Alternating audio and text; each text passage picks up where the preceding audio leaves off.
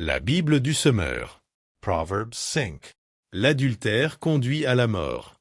Mon fils, sois attentif à la sagesse que je t'inculque. Prête l'oreille à mes paroles qui t'enseignent l'intelligence, pour que tu t'attaches à la réflexion, et que tes lèvres gardent la connaissance.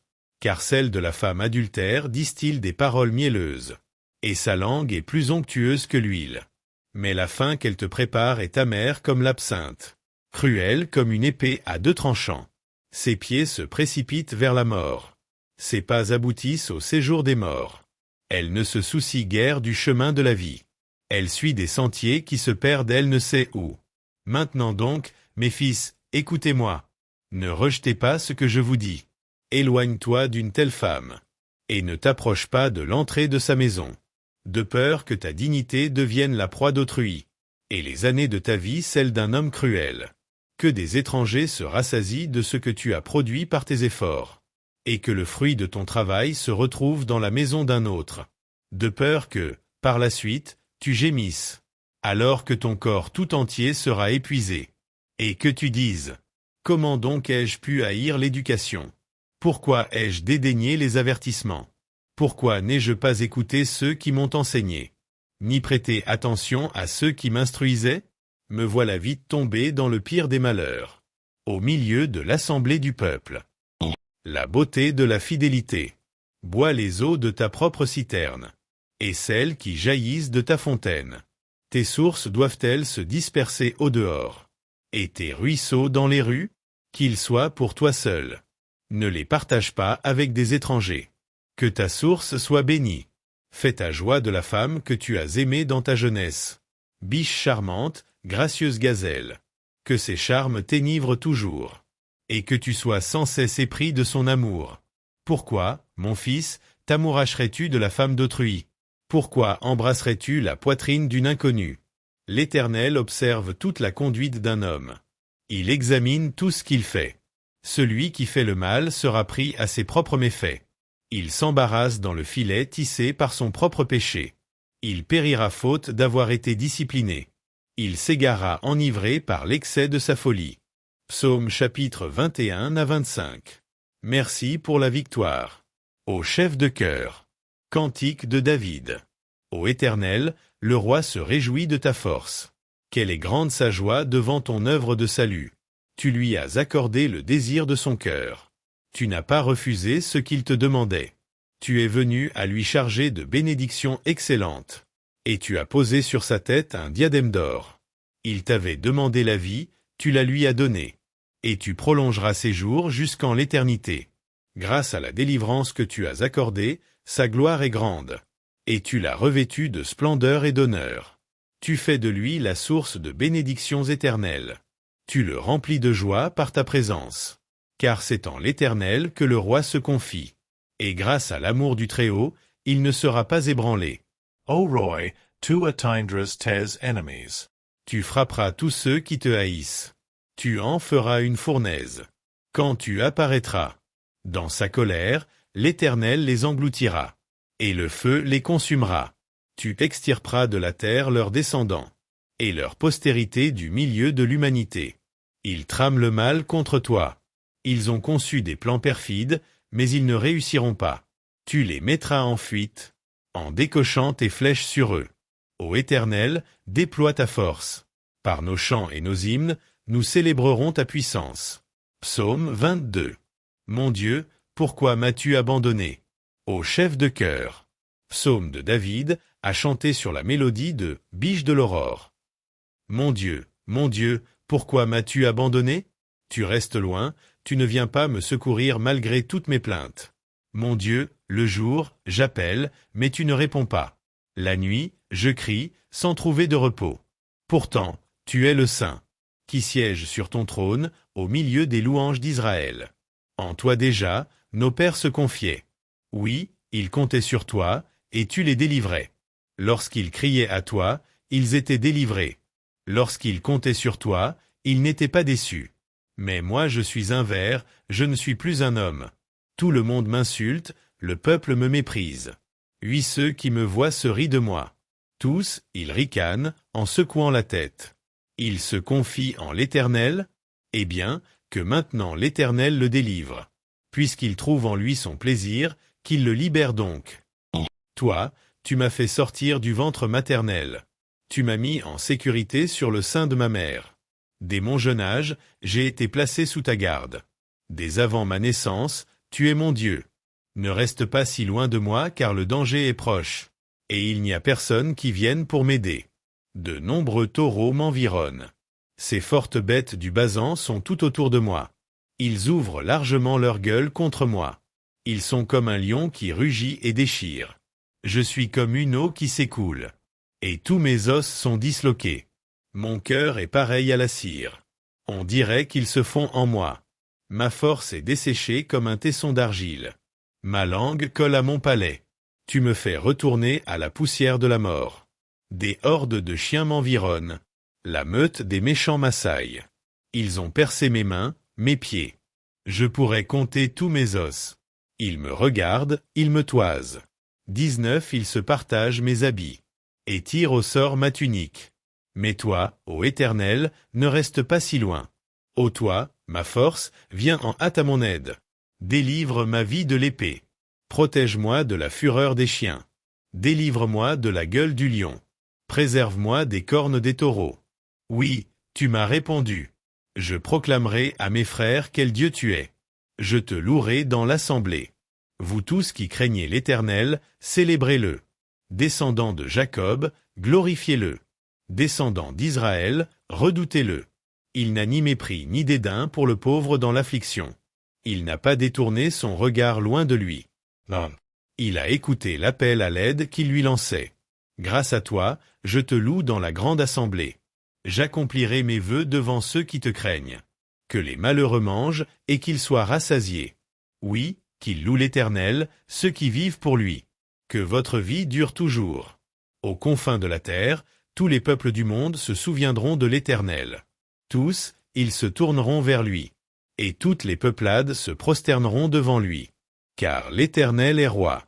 Et il domine sur les peuples. Tous les grands de la terre mangeront et l'adoreront.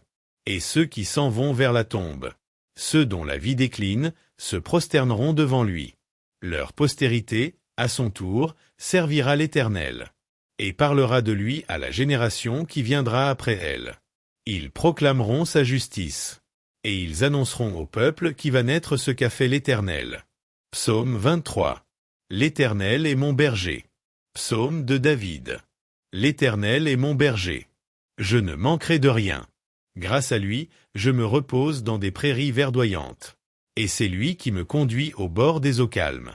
Il me revigore. Et, pour l'honneur de son nom, il me conduit sur le droit chemin. Si je devais traverser la vallée où règnent d'épaisses ténèbres, je ne craindrais aucun mal, car tu es auprès de moi. Ta houlette me conduit et ton bâton me protège. Pour moi, tu dresses une table. Aux yeux de mes ennemis, tu oins d'huile parfumée ma tête. Tu fais déborder ma coupe. Oui, toute ma vie. Ta bonté et ton amour me poursuivront. Et je pourrai retourner au sanctuaire de l'Éternel. Tant que je vivrai. Psaume 24. L'Éternel entre dans son sanctuaire. Psaume de David. La terre et ses richesses appartiennent à l'Éternel. L'univers est à lui avec ceux qui l'habitent. C'est lui qui a fondé la terre sur les mers, qui l'a établie fermement au-dessus des cours d'eau. Qui pourra accéder au mont de l'Éternel? Qui pourra se tenir dans sa demeure sainte? L'innocent aux mains nettes et qui a le cœur pur, qui ne se tourne pas vers le mensonge et qui ne jure pas pour tromper son prochain. Celui qui vit ainsi sera béni par l'Éternel. Il obtiendra justice de son Dieu qui le sauve. Ô Éternel, tel est le peuple qui se tourne vers toi, et qui s'attache à toi, Dieu de Jacob. Relevez vos frontons, aux portes, haussez-vous, vous, portes éternelles, pour que le roi glorieux y fasse son entrée. Qui est ce roi glorieux? C'est l'Éternel, le fort et le vaillant. Oui, l'Éternel, vaillant dans les combats. Relevez vos frontons, aux portes, haussez-vous, vous, portes éternelles, pour que le roi glorieux y fasse son entrée. Qui est ce roi glorieux? Le Seigneur des armées célestes. C'est lui le roi glorieux. Psaume chapitre 25. Montre-moi la voie que tu veux que je suive. De David. Vers toi, Éternel, je me tourne. En toi, mon Dieu, j'ai mis ma confiance. Ne permets pas que je sois dans la honte, et que mes ennemis se réjouissent de mon sort. Aucun de ceux qui s'attendent à toi ne connaîtra jamais la honte. Mais honte à ceux qui, sans raison, sont traîtres. Ô Éternel, montre-moi le chemin. Enseigne-moi quelle est la voie que tu veux que je suive. Dirige-moi selon ta vérité et instruis-moi. Car c'est toi le Dieu qui me sauve. Et je m'attends à toi à longueur de journée. Ô Éternel, veuille agir en fonction de la compassion et de l'amour, qui te caractérise depuis toujours. Ne tiens plus compte de ces péchés de ma jeunesse, de mes fautes passées. Mais traite-moi selon ta grâce. Car tu es bon, ô Éternel. Oui, l'Éternel est bon, et il est juste. Il indique aux pécheurs le chemin qu'il faut suivre. Les humbles, il les guide sur le sentier du droit. Il leur enseigne le chemin qu'il prescrit. Toutes les voies de l'Éternel sont amour et fidélité. Pour ceux qui sont fidèles à son alliance et obéissent à ses commandements. Pour l'amour de ton nom, ô Éternel. Pardonne mon péché qui est si grand. À l'homme qui le craint. L'Éternel montre la voie qu'il doit choisir. Il le fait vivre dans le bonheur. Et sa postérité possède le pays. L'Éternel confie ses desseins aux hommes qui le craignent. Il les instruit de son alliance. Mes yeux sont constamment tournés vers l'Éternel. Car c'est lui qui dégage mes pieds pris au filet. Regarde-moi, ô Éternel, et fais-moi grâce. Car je suis seul et malheureux. Mon cœur est dans l'angoisse. Délivre-moi de mes tourments. Vois ma misère et ma souffrance. Pardonne-moi tous mes péchés. Vois combien mes ennemis sont en grand nombre. Et quelle haine violente ils ont pour moi. Protège-moi, délivre-moi. Garde-moi de la honte. Je cherche en toi un sûr refuge. Que l'innocence et la droiture me sauvegardent. Car je compte sur toi. O Dieu, sauve Israël. De toutes ses détresses. 2 Corinthiens. Chapitre 5 du verset 11 au chapitre 6, verset 13. Le service de la réconciliation. C'est pourquoi, sachant ce qu'est la crainte du Seigneur, nous cherchons à convaincre les hommes, et Dieu sait parfaitement ce que nous sommes. J'espère d'ailleurs que, dans votre conscience, vous le savez, vous aussi. Nous ne nous recommandons pas à nouveau auprès de vous. Nous voulons seulement vous donner de bonnes raisons d'être fiers de nous. Ainsi vous saurez répondre à ceux qui trouvent des raisons de se vanter dans les apparences et non dans leur cœur. Quant à nous, s'il nous est arrivé de dépasser la mesure, c'est pour Dieu. Si nous montrons de la modération, c'est pour vous. En effet, l'amour de Christ nous étreint, car nous avons acquis la certitude qu'un seul homme est mort pour tous, donc tous sont morts en lui. Et il est mort pour tous afin que ceux qui vivent ne vivent plus pour eux-mêmes, mais pour celui qui est mort à leur place et ressuscité pour eux. Ainsi, désormais, nous ne considérons plus personne d'une manière purement humaine. Certes, autrefois, nous avons considéré Christ de cette manière, mais ce n'est plus ainsi que nous le considérons maintenant. Ainsi, si quelqu'un est uni à Christ, il appartient à une nouvelle création. Les choses anciennes sont passées. Voici, les choses nouvelles sont venues. Tout cela est l'œuvre de Dieu, qui nous a réconciliés avec lui par Christ et qui nous a confié le ministère de la réconciliation. En effet, Dieu était en Christ, réconciliant les hommes avec lui-même, sans tenir compte de leurs fautes, et il a fait de nous les dépositaires du message de la réconciliation. Nous faisons donc fonction d'ambassadeurs au nom de Christ, comme si Dieu adressait par nous cette invitation aux hommes. Au nom de Christ, nous vous en supplions, soyez réconciliés avec Dieu. Celui qui était innocent de tout péché, Dieu l'a condamné comme un pécheur à notre place pour que, dans l'union avec Christ, nous recevions la justice que Dieu accorde. Aussi, nous qui travaillons ensemble à cette tâche, nous vous invitons à ne pas laisser sans effet la grâce que vous avez reçue de Dieu.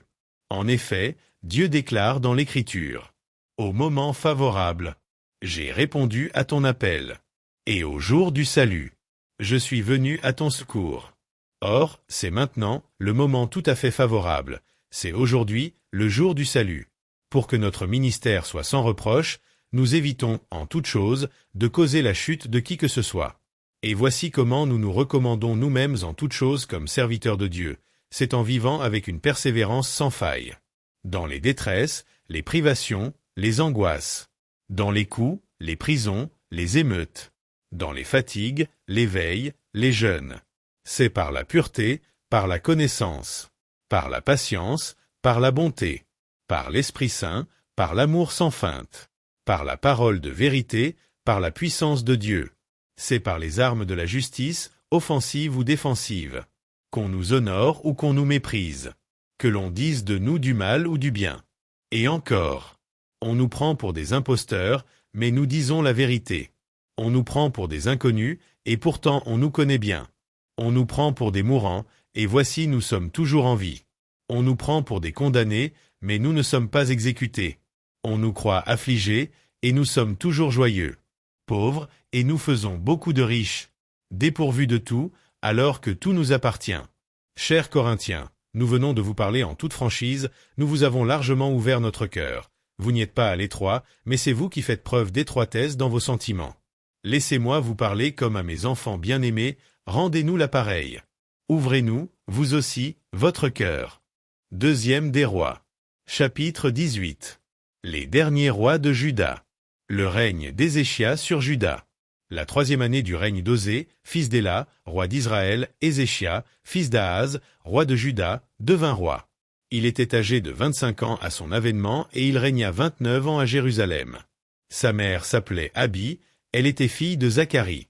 Il fit ce que l'Éternel considère comme juste, en tout point comme l'avait fait son ancêtre David. Il fit disparaître les hauts lieux, briser les stèles des idoles, couper le pieu sacré de la déesse Ashéra. Il fit aussi mettre en pièces le serpent de bronze que Moïse avait fabriqué, car jusqu'à cette époque-là, les Israélites faisaient brûler des parfums pour lui et l'appelaient Néhushtan. Ézéchias mit sa confiance en l'Éternel, le Dieu d'Israël. Parmi tous les rois de Juda qui lui succédèrent ou qui l'avaient précédé, aucun ne l'égala. Il demeura attaché à l'Éternel sans se détourner de lui. Il obéit à tous les commandements que l'Éternel avait donnés à Moïse. Aussi l'Éternel fut-il avec lui. Il réussit dans toutes ses entreprises. Il se révolta contre le roi d'Assyrie et cessa de lui être assujetti. Il battit les Philistins et les poursuivit jusqu'à Gaza, ravageant la ville et son territoire, et s'emparant des villes fortifiées aussi bien que des postes d'observation. La prise de Samarie par les Assyriens. Ce fut pendant la 4e année du règne d'Ézéchias, qui correspond à la 7e année de celui d'Osée, fils d'Éla, roi d'Israël, que Salmanasar, roi d'Assyrie, vint attaquer Samarie et l'assiégea.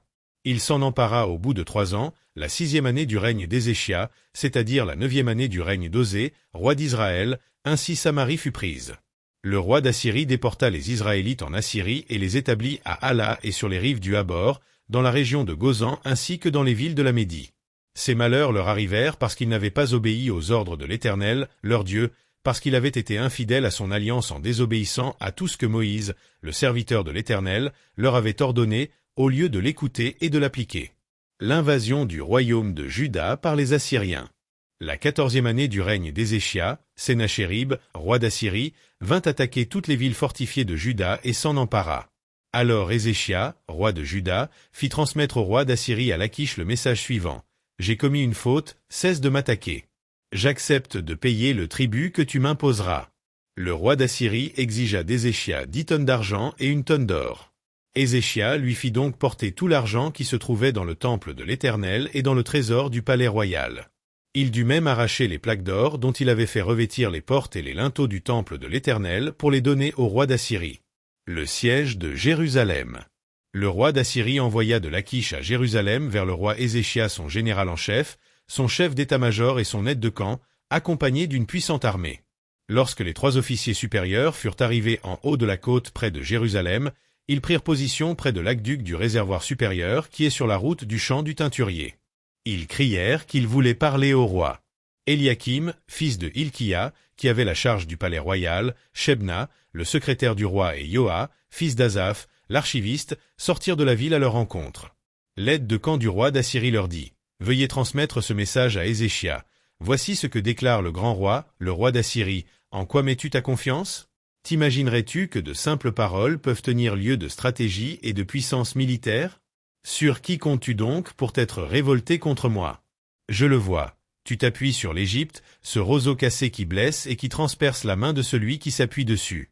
Oui, c'est bien là ce qu'est le Pharaon, le roi d'Égypte, pour tous ceux qui se confient en lui. Peut-être me direz-vous, c'est en l'Éternel, notre Dieu, que nous nous confions. Mais n'est-ce pas précisément ce Dieu dont Ézéchias a fait disparaître les hauts lieux et les autels, en disant aux habitants de Juda et de Jérusalem de rendre leur culte uniquement devant l'autel qui se trouve à Jérusalem ? Je te lance aujourd'hui un défi au nom de mon souverain, le roi d'Assyrie. Je te donnerai 2000 chevaux, si toi tu es capable de fournir autant d'hommes pour les monter. Comment Y prendrais-tu pour repousser un seul de nos capitaines, même si c'était le moindre des serviteurs de mon maître? Comptes-tu sur l'Égypte pour te fournir des chars avec leur équipage? D'ailleurs, crois-tu que c'est sans l'assentiment de l'Éternel que je suis venu attaquer ce lieu-ci pour le détruire?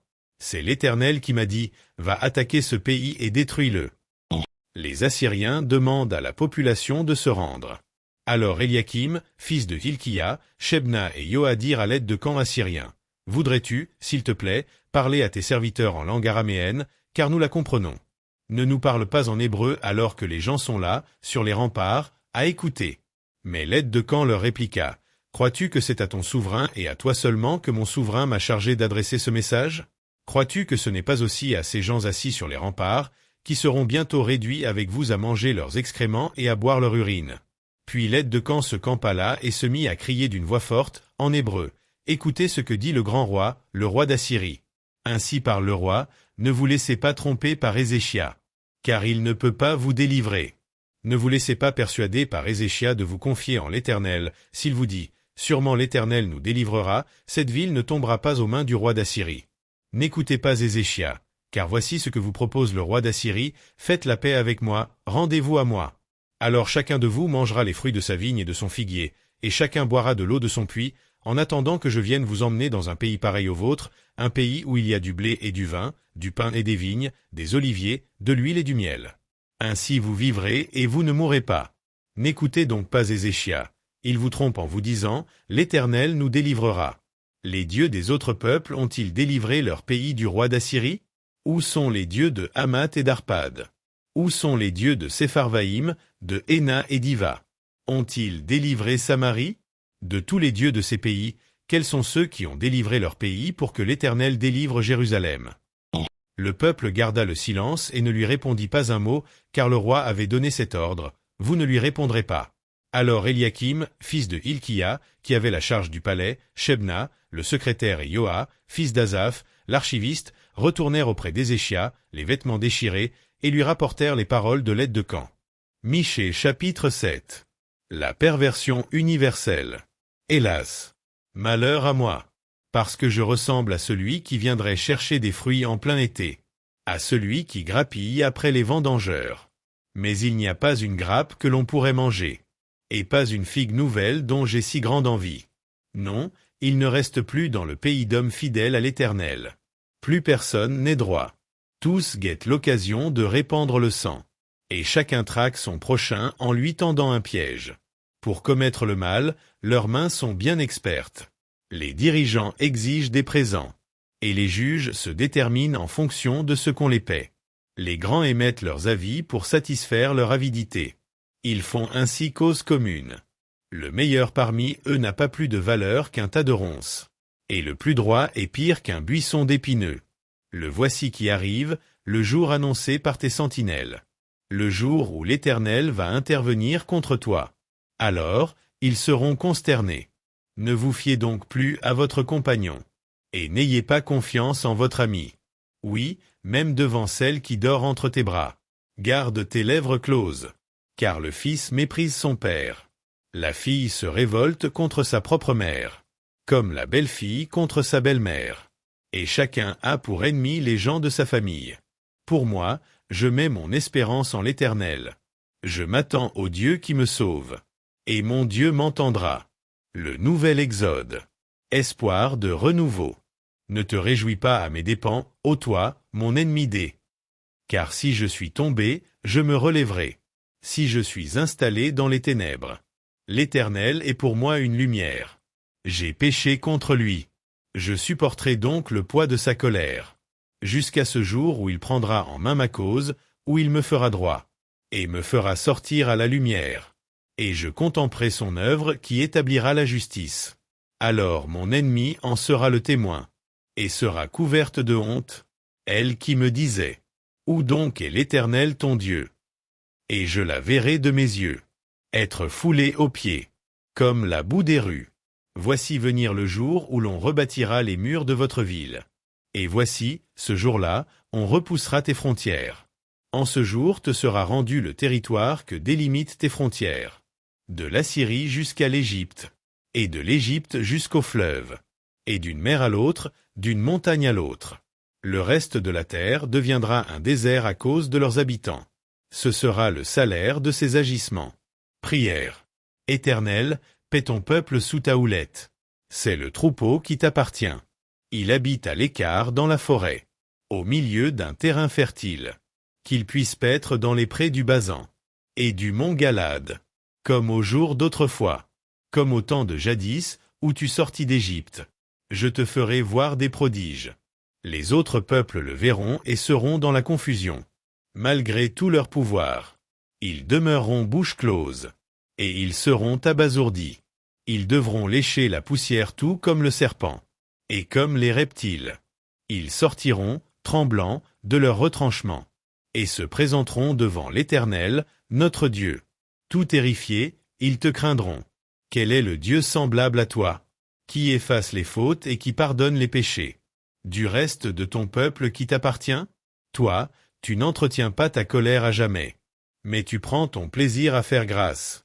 Oui, de nouveau tu auras compassion de nous. Tu pietinarus nos peces. Et au fond de la mer, tu jetteras toutes nos fautes. Tu témoigneras ta fidélité au peuple de Jacob, et ta grâce aux descendants d'Abraham, comme tu l'as promis aux temps anciens, à nos ancêtres.